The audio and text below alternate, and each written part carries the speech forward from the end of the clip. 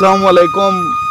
तमाम भाइयों से गुजारिश है कि ये मेरे भाई फैसल साहिल साहब, इनका फैसल साहिल पंजाबी स्टूडियो चैनल है। आप में से कुछ लोग तो मुझे जानते होंगे, अली अब्बास पंजाबी शहर। तो छोटी सी भाईजान रिक्वेस्ट है कि प्लीज़ इस चैनल को लाइक करें, सब्सक्राइब करें और कमेंट करें और ज़्यादा से ज़्यादा शेयर करें। आपकी नज़र है, सभी भाइयों की नज़र, छोटी सी नज़म है, प्लीज़ बात करना और भाई को लाइक और सब्सक्राइब लाजमी देना। असीन यादां दे जुगनुआं दी कतार वेखें तो याद कर लें। फैसल भाई, असीन यादां दे जुगनुआं दी कतार वेखें तो याद कर लें। तू मेरी उधर दा सिर तो पानी जे तार वेखें तो याद कर लें। सबा दी लहरे शफाफ शबनम जे सुर्ख विले दी तान छेड़े।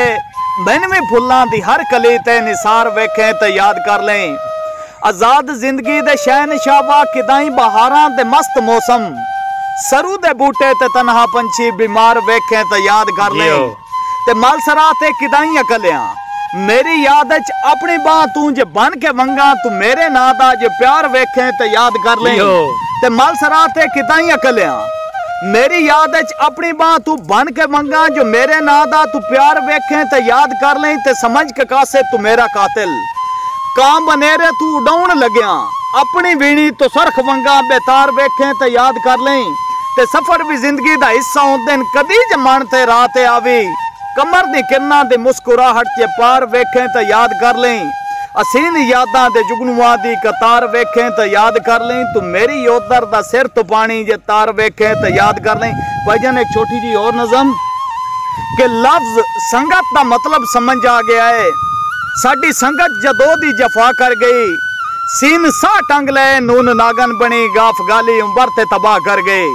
ते जिंदगी निभ गई गमां दे फुटपास ते।